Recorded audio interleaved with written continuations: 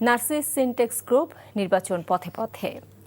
জাতীয় সংসদ নির্বাচনকে সামনে রেখে ফরিদপুরের 4টি আসনে বইছে নির্বাচনী হাওয়া।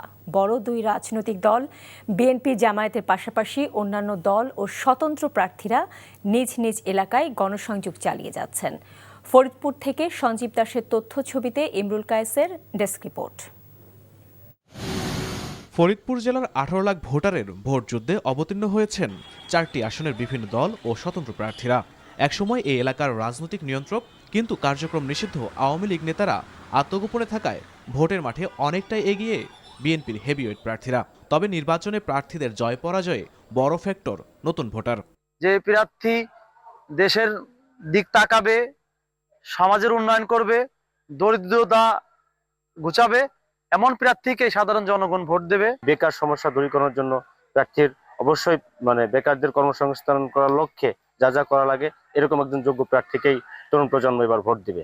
রাজনৈতিক দলগুলোর প্রাথমিক প্রার্থী তালিকা প্রকাশের পর থেকেই মাঠে সরব বিএনপি, জামাতে ইসলামী, ইসলামী আন্দোলন সহ অন্যান্য দলের প্রার্থীরা। গতানুগতিক প্রচারের বাইরেও বিভিন্ন কর্মসূচি পালন করে ভোটারদের কাছে টানতে দিচ্ছেন নানা প্রতিশ্রুতি। জেলার 4টি আসনে বিএনপির কৃষক দলের সহসভাপতি খন্দকার নাসিরুল ইসলাম, বিএনপির সাংগঠনিক সম্পাদক শ্যামা ওবায়েদ, মহিলা দলের যুগ্ম সাধারণ সম্পাদক চৌধুরী নায়াব ইউসুফ ও কৃষক দলের সাধারণ সম্পাদক শহীদুল ইসলাম বাবুল প্রার্থী হয়েছেন। আমাদের নারীরা, বোনরা, আমাদের মুরব্বীরা যারা এখানে আছে তারা যেন ভালো স্বাস্থ্য সেবা পায়, তারা যেন এখানে নগরকান্দা সালতায় ভালো হসপিটাল প্রয়োজন, এখানে আরো শিক্ষা কেন্দ্রের প্রয়োজন, সেটা যেন আমরা করতে পারি, সেই দিকে আমার মনোনিবেশ থাকবে। আপনারা দোয়া করবেন এবং আমার পাশে থাকলে, আমার হাতকে শক্তিশালী করলে আমি আপনাদের পাশে থাকতে পারবো, আপনাদের জন্য কাজ করতে পারবো, আপনাদের উন্নয়নে কাজ করব। ভাঙ্গা তরুণদের কর্মসংস্থান, ভাঙ্গায় শিক্ষা প্রতিষ্ঠান, বিশ্ববিদ্যালয় এবং মেডিকেল কলেজ, এটা আমার স্বপ্ন এবং আমি বেঁচে থাকলে ভাঙ্গা এটা আমরা করবো। অন্যদিকে জামাতে ইসলামীর প্রফেসর ডক্টর ইলিয়াস মোল্লা, সোহরাব হোসেন, কেন্দ্রীয় শুরা সদস্য আব্দুল তাওয়াব, মাওলানা সরওয়ার হোসেন প্রতিদ্বন্দ্বিতা করছেন।